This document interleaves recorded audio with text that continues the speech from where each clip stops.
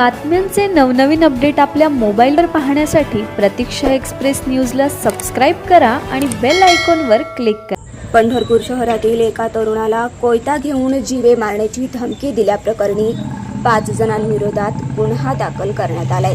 या घटनेमुळे परिसरात काही काळ तणावाचं वातावरण निर्माण झालं।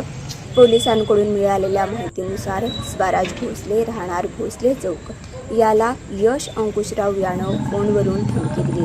त्यानंतर चिन्मय अमर सूर्यवंशी यानं जुन्या भांडणांचा राग मनात धरत धारदार लोखंडी कोयता हातात घेत स्वराज तू घराबाहेर ये, तुला खल्लास करतो अशी धमकी दिली। यावेळी नागेश प्रमोद जावळे हा मध्यस्थी करण्यासाठी पुढे आला असता कोयता काढून घेताना त्याच्या हाताला किरकोळ जखम झाली। तसेच इतर तिघांनी लाथाबुक्क्यांनी व कोयत्यानं मारहाण केल्याचंही फिर्यादीत नमूद करण्यात आले। घटनेनंतर सर्व आरोपी तिथून पसार झाले। या प्रकरणी संदीप अनिल भोसले वय वर्ष 45 यांनी फिर्याद दिली असून संबंधित 5 जणांविरोधात गुन्हा नोंदवण्यात आलाय।